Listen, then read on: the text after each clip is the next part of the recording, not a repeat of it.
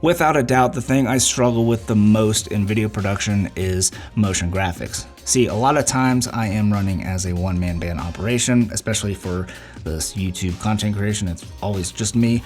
Or if it's like a smaller client job and the budget's not really big, well, one of the things that I have to do is kind of keep everything in-house. So that's edit, color, filming, yada, yada, yada. You get it.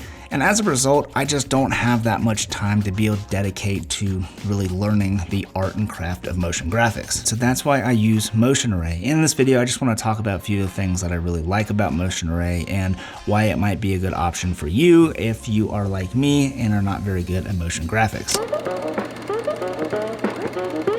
Probably the thing that stands out the most to me with Motion Array and kind of what I think separates it from the competition is just the fact that they have such a giant library of assets.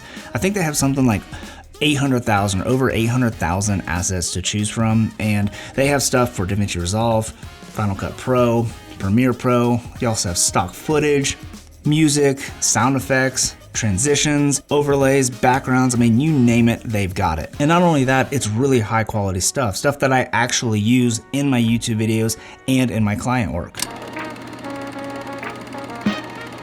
Now, Motion Array is a subscription-based platform, so you can either pay annually or monthly depending on your needs. And the really cool thing is they're always updating the library, so you're always gonna have fresh new assets for all of your video needs. And you get unlimited use for these assets, and you can use them for whatever project you want. So whether it's commercial work, YouTube, you name it, you're covered, and you don't have to worry about, any kind of weird licensing terms or anything like that.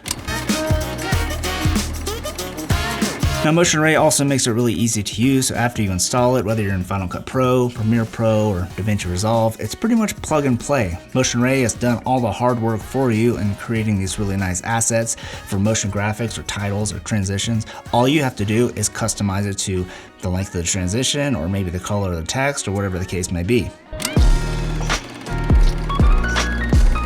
And if you're just getting into a software like DaVinci Resolve, they have a lot of great tutorials on their website to kind of get you up and running so you know how to use the program to be the most effective when you're editing. Now, I wanted to quickly talk about DaVinci Resolve because that's where I primarily work in, so that's where I focused most of my attention with Motion Array, and I've been really happy with the results with Motion Array. So what I do is I typically head over to the Presets tab and then click on DaVinci Resolve Macros. And when you go download an asset, you usually will get a .setting file. And then from there, you just copy it and paste it into the appropriate folder, which they give you instructions on how to do that. And I've been really happy with what they have with DaVinci Resolve. And it seems like every day it's growing even more and more as DaVinci Resolve is getting more popular. But one thing I'd really like to see in the future is for Motion Array to be able to integrate natively within DaVinci Resolve itself so that you could download whatever you want from DaVinci Resolve and not have to necessarily go out to motionarray.com to download whatever asset and copy and paste to the appropriate folder. But that is pretty much my only observation that I found with Motion Array and DaVinci Resolve specifically. Otherwise, I have been really happy with Motion Array. So if you have motion graphics needs and also stock footage and music and sound effects, then head over to motionarray.com. Be sure to use the link in the description below. Well, that's all I have for you for this video. Thanks so much for watching, and I hope to catch you in the next one. Peace. Check it.